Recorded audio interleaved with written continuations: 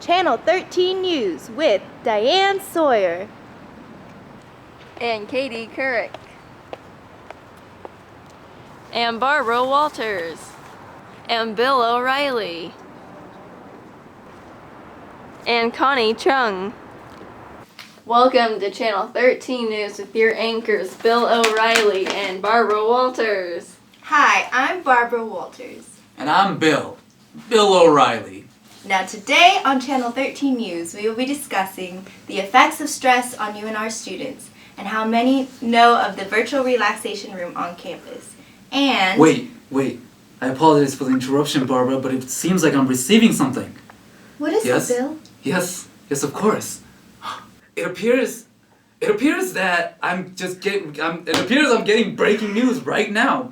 It looks like Saudi Arabia will be lifting the ban on women driving.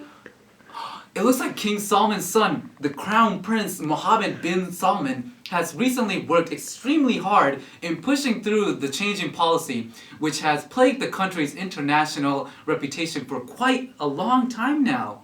The new decree will be put into effect June 24th, 2018. We will now cut over to our news anchor, Diane Sawyer, who we flew out literally 5 minutes ago as soon as we heard this amazing news. Diane, how is it looking over there? Hi, I'm Diane Sawyer reporting for Channel 13 News here in Saudi Arabia.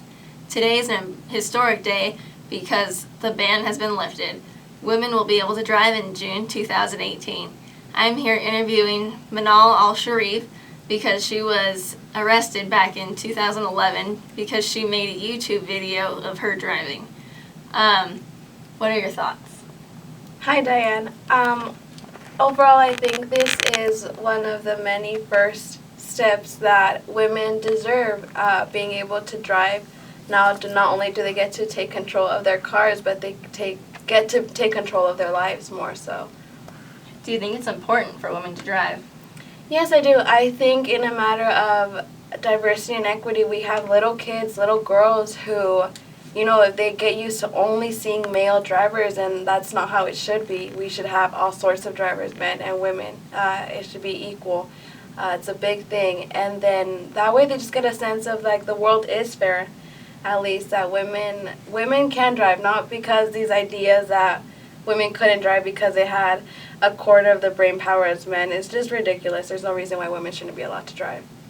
Will you start driving regularly now that women are allowed to drive? Yes, I will. Overall, there's that freedom that I have now, and I'm not so scared anymore because I know that I get to do something that I should have been able to have done this entire time. How will being able to drive affect your family?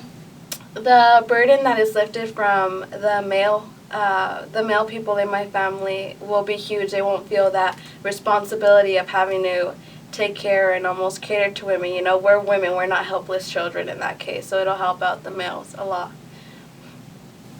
What kind of cars are you looking forward to driving? Well, the Audi R8s, those are really good. I hear Teslas. Yeah, so it's about time that we get our turn behind the wheel. Thank you. Thank you, Diane. Thank you, Diane, and Saudi Arabia for that interesting perspective. Now, Bill, how do you think this is going to affect Saudi Arabia's society in terms of equity? That's actually a really good question. I do believe that with the Saudi women being able to drive now, they're finally being they're giving a little boost to be having the same level of equality as the men are in regards to driving and the freedom that driving brings to these women. So it's a really good thing that this is happening to them. Awesome. Yeah. To continue with that, we're going to go over to Katie Couric, our economist, to discuss the consequences of this ban. Thank you, Barbara and Bill. Now, I'm going to talk about the potential consequences of lifting the ban. We have numerous pros and cons to discuss.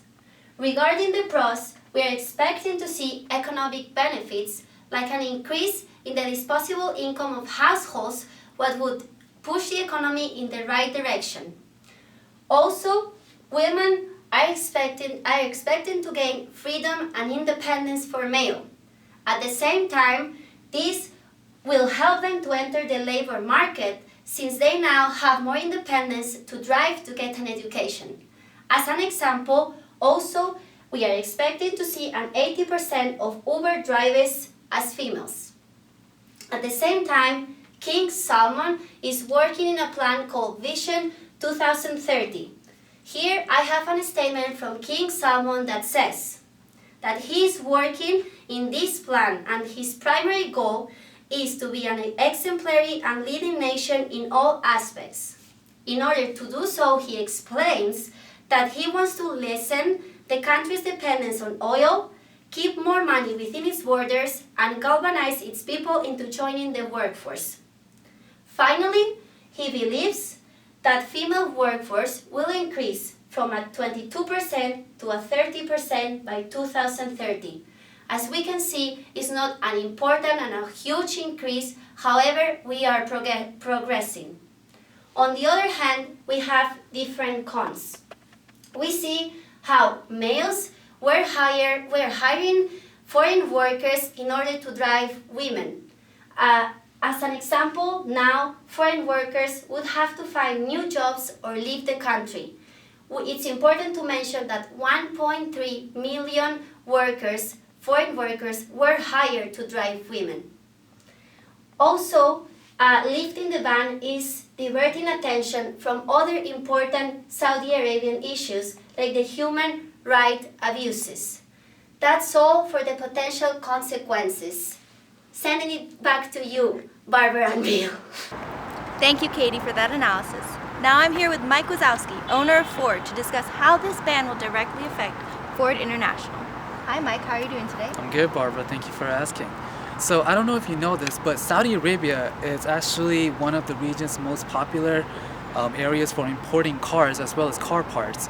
And it's actually ranked 21st out of the total 198 global auto markets. And we estimate that with this new decree, there will be around 9 million new drivers out on the road.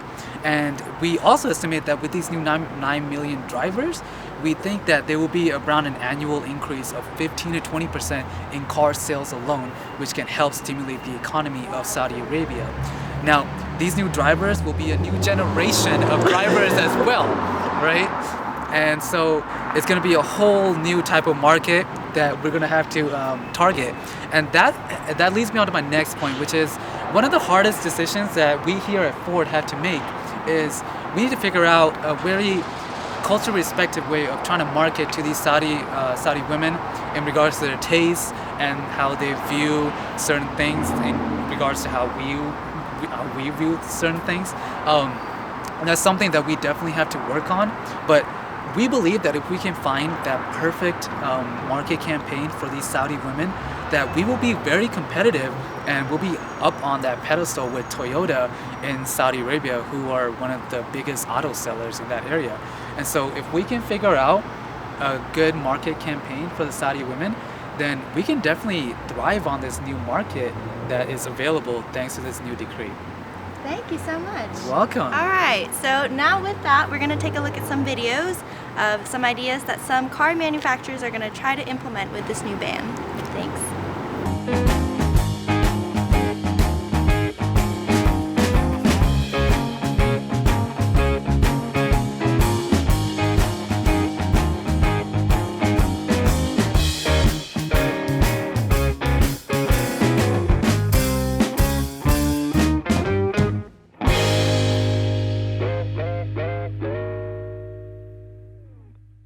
That's all for today. Thanks for watching on Channel 13 News. We'll see you next time.